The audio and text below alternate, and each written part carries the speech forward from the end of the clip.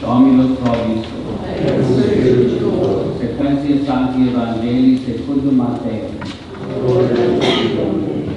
In illo tempore dixit Jesus discipulis suis parabolam am. Simile est regnum caelorum Caesaro abscondito in agro. Quanti invenit homo abscondit, et praegaudio Indius vadit, et vendit universa quae abet, et emit agrum illum. Iterum simile est regnum caelorum convenili negotiori, querenti bonas maragritas. Inventa autem una preciosa maragrita, abiit et vendicit omnia, quae abuit et emit eum. Iterum simile est regnum caelorum, se gene mise in mare et ex omni genere piscium congregati. Quam eum impleta esset, educentes et secus lictus sedentes, elegerum bonus in vasca, malus autem foras miserunt. Fiderat in consumatione seculi, et vivit angeli, et separabunt malus de medios usorum, et vitent eus in caminum indis, ibi eriflectus et sudor densium. Intelligestis et omnia, liquid ei, aetilis. Ideo omnis scriba doctus in reino caelorum, similus est homini arti familia, qui proferat et Caesaro sua nova et vecta.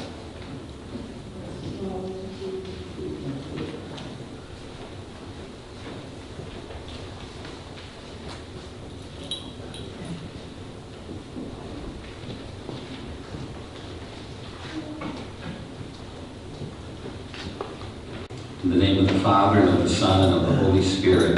Amen. St. Lucy is one of the oldest venerated saints in the Church. Her name is in the canon of the Mass. We mention her name every time Mass is celebrated, with all the other martyrs, Agnes, Agatha, Lucia, Agnes, Cecilia, Anastasia. It has been there for countless ages. And yet, there's very little known of her life except from what is sort of a document called the Acts of St. Lucy. I'm not exactly sure when it was written, but it tells the story in the early 300s, late 200s, of a young girl who lived in Sicily, in the city of Syracuse. A very beautiful young girl. Her mother promised her in marriage to a pagan.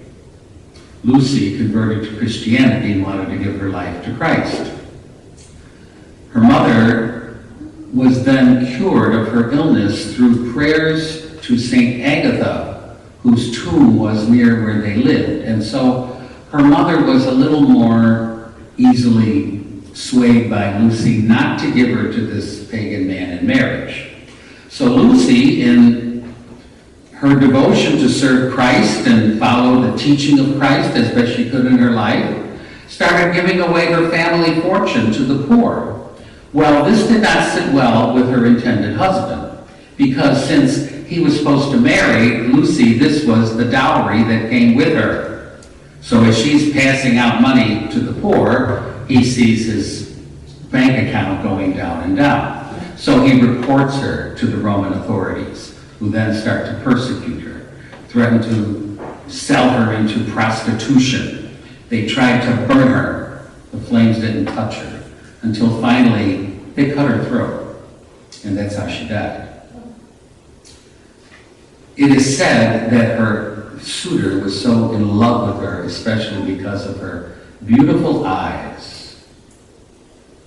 And so the story goes, Lucy said, well, here, you want them? Here they are. And she took out her eyes and gave them to her. But the other side of that story might be they took out her eyes as she was being persecuted and gave them to the suitor as sort of a prize. Lucy has been venerated as a saint. Her name means the light, because she saw the light of Christ in her life and would not allow anything to send her back into darkness. She would not go back to pagan ways. She would not turn away from the message of Christ. She would not turn away from living her faith fully in Jesus Christ. And so, because of that, she died. She died a martyr's death. It has been an example to Christians through all the centuries of Lucy's example that we must always seek the light of Jesus Christ in our lives. Sometimes that light becomes a little obscure, like I just noticed. I see all these lights around, but there's one little section here of this garland that doesn't have the twinkle lights on it. Did you notice that?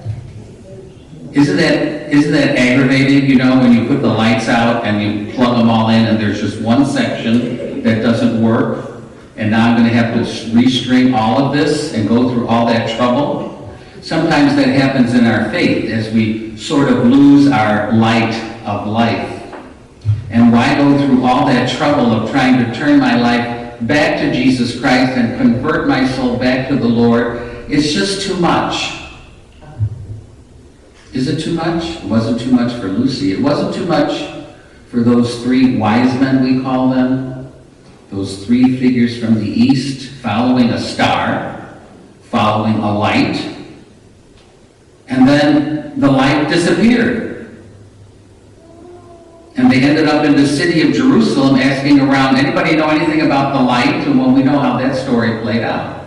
But sometimes the light dims, and sometimes it seems also that it has disappeared from our lives.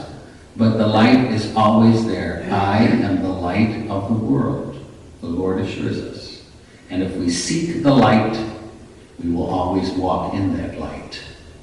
In the name of the Father, and of the Son, and of the Holy Spirit. Amen.